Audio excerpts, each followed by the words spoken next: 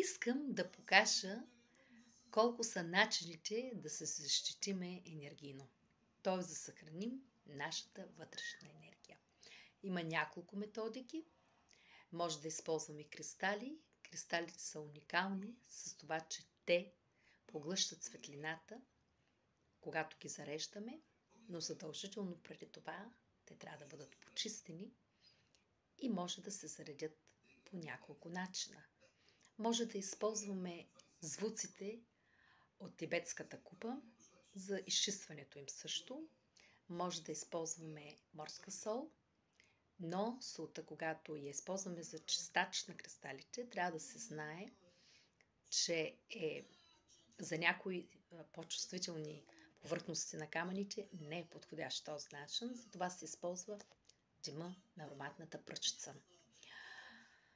След като вече сме ги почистили, поставяме ги да се заредят на светлина, може да използваме и луната, защото, както всички знаят, луната наистина дава една изключителна сила на кристалите.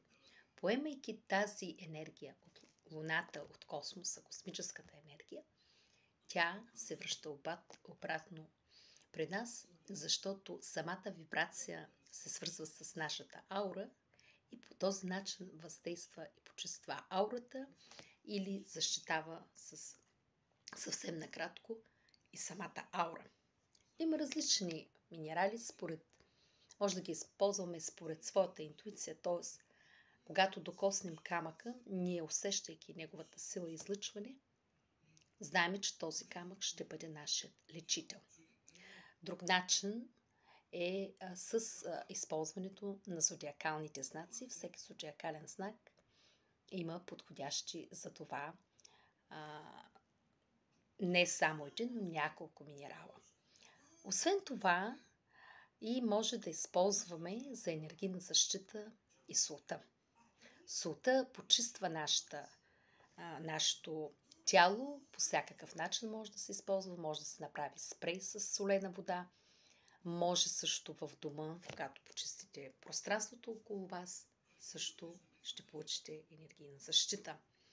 Но за да се защитите, най-добрият начин е, поставяйки въглите на стаята, морска сол в равни количества.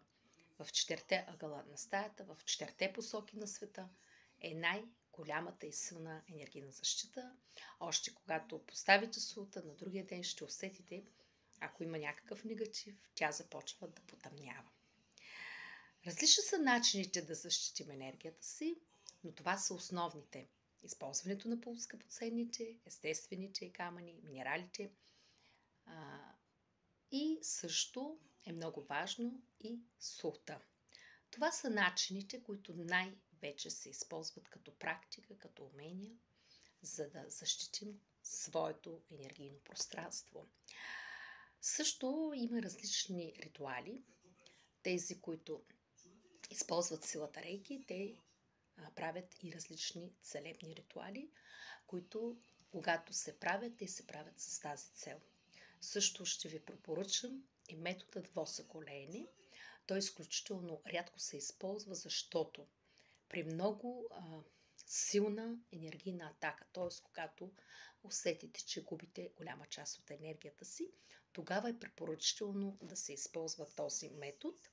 Лечителят обаче трябва да бъде внимателен, защото поемайки вашето страдание, вашата болка и дори някакво заболяване, когато чистим, тази енергия правилно трябва да се използва, защото може ефекта да е и за лечителя опасен, защото поемайки и изчиствайки пространството на болния човек, той, ако неправилно не използва тази методика, ще получи и той замърсяване. И тогава ще се наложи лечителя да се направи и той почистване със същия ритуал. Да, възколението се прави от специалисти. Малцина са тези, които успяват да го правят наистина на 100%. Аз препоръчвам сами в дома си да използвате силата и най-важното да бъдете постоянни, защото когато усетите изтичане на енергия, т.е. загуба на енергия, трябва наистина да почистите дома си с морска сол и вода. Да, това е така, защото морската сол също е кристал. Това видео се надявам да докосне повече хора и да бъде полезно за всеки, който иска да запази светлината и мира в своя живот. Бъдете благословени! Обичайте се!